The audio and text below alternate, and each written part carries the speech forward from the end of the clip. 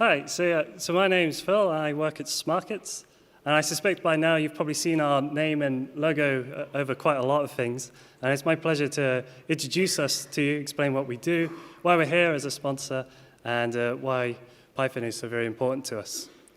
So to get straight into it, Smarkets is at heart an event trading exchange, which means that people use our systems to buy the outcome or sell the outcome of events. For the most part, this is probably most well known for sports betting. So if, for example, a lot of people get entertainment out of betting on their favorite team to win or betting against their friend's team to win, so there's a lot of that goes on. But for us, we have quite a bit of interest in something called prediction markets. And a prediction market is a bit of a misnomer because it often really doesn't predict anything, which I'll get into in a minute. But the idea is that you can create a market for an event that's of interest to you. People will trade on the outcome of that event, and you can see how they're trading to predict what that event will do. And I'm going to get into that in just a second, explain a bit more.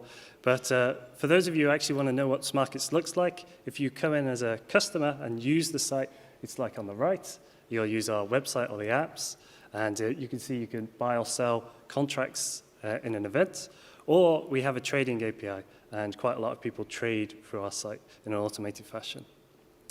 So coming back to prediction markets, so one of the questions you might ask, or I would ask here as a topical question, is if Scotland has an independence referendum before the year 2020, will they vote to be independent? And we have a market on this on our site, and that market predicts that it's slightly more likely that they will vote to be independent at this time. It's 55%. So this is a kind of idea of a prediction market. And of course, if you think this is wrong, you can go trade on this now and you'll make money. So that's the kind of notion for it.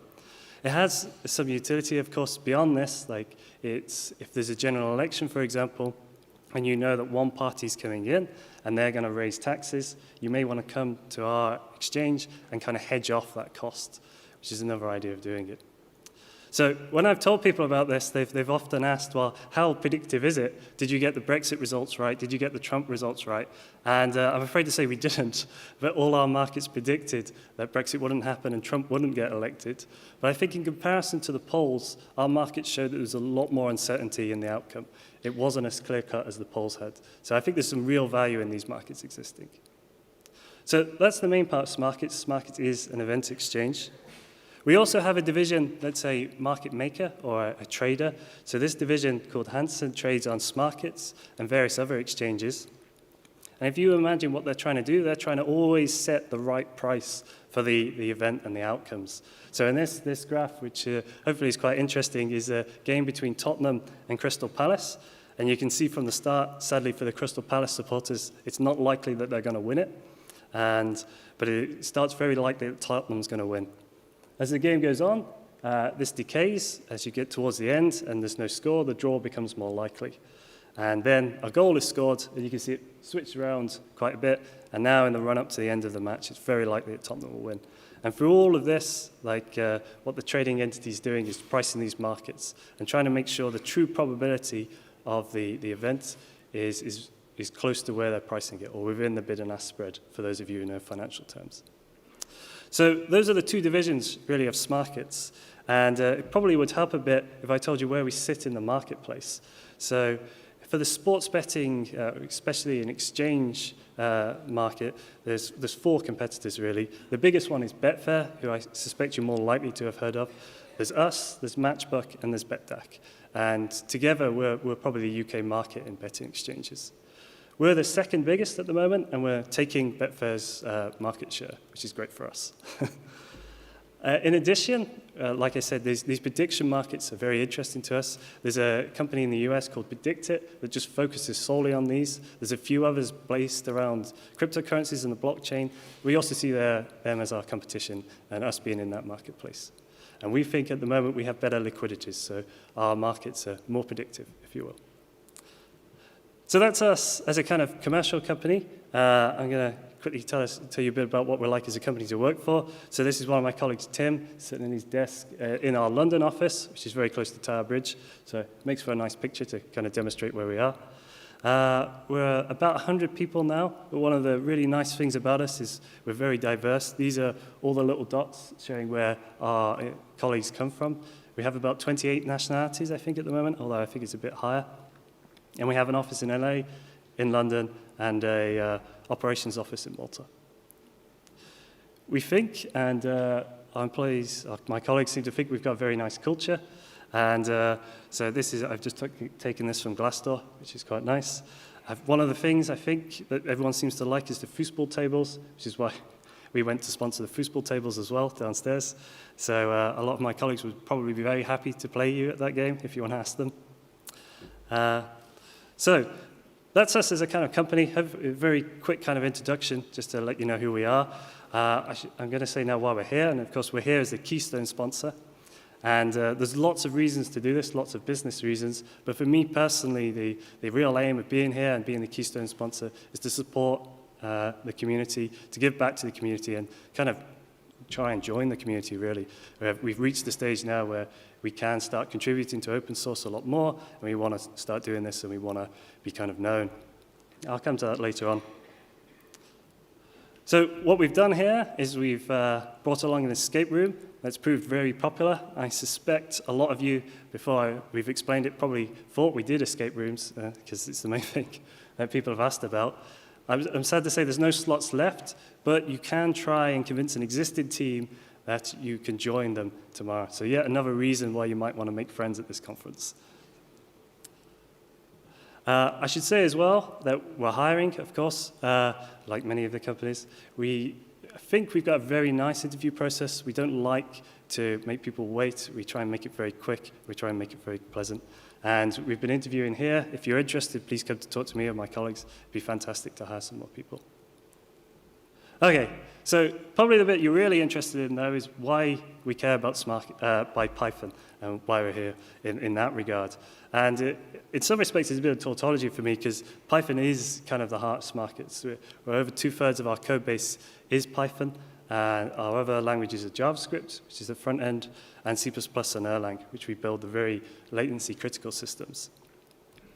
So I'm going to go through some things that we've done in Python we think are interesting. I can only really skirt the surface of them because I don't have enough time. But if you're interested in any of these details, please come talk to me and my colleagues. I can go into more. So the first thing is, like I suspect most people here, you've got to go through the Python 2 to Python 3 transition.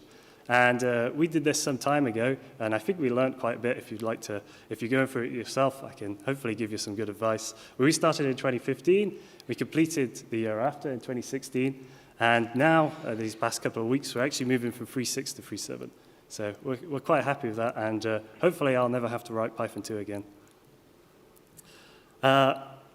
In the ads that we put out, I included this bit of code. And I tried to include this bit of code to kind of give a few examples of the things we're really interested in at the moment to kind of spark some comments. So a lot of my colleagues are very keen on us moving to 3.7 just so we can use data classes. And I know there was a talk earlier today about it, so hopefully the rest of you have all seen how good this is. But this is one of the big keys for us for moving so quickly. In addition, a few years ago, we decided that all our code should be type hinted. And for about the last 2 years now, we've been type hinting every line of code we've added. So there's only one bit here, which is the JSON response part that really demonstrates that. We were doing that for quite some time. So I think we've got a lot of knowledge of how to do this in practice. We gave some talks at the PyCon UK a couple of years ago, if you want to look it up, or again, come ask me. And the final thing we've been getting into very recently, because we have a lot of web microservices, is async IO-based systems.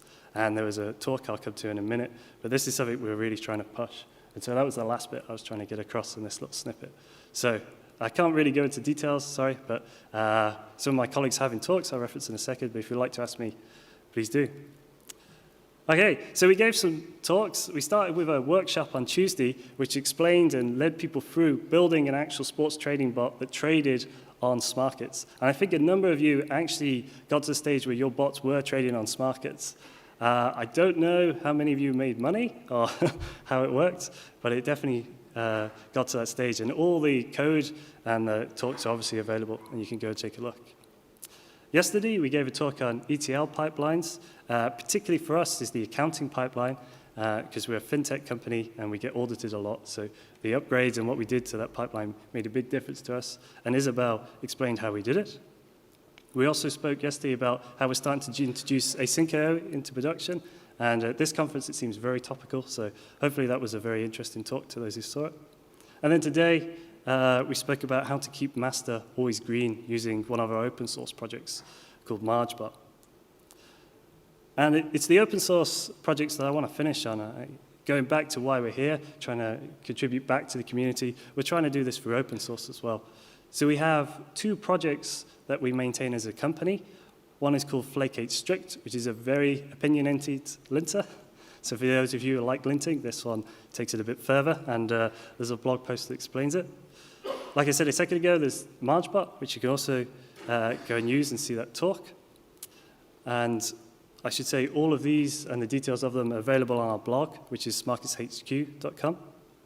The final thing I should say that we've been doing is we've funded, this is David McIver on the right, and he's the author of the Hypothesis Framework, which I think a lot of you really enjoy using for testing.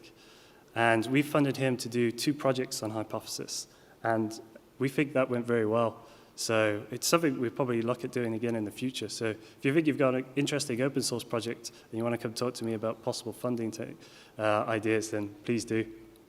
So that's how we're trying to get back, and hopefully now you know why we're here, who Smarkets are, and what we're up to. So I'd like to thank the organizers for letting me explain ourselves to you. We're not a very big company, so I think it was quite important. And thank you for the rest of you for listening.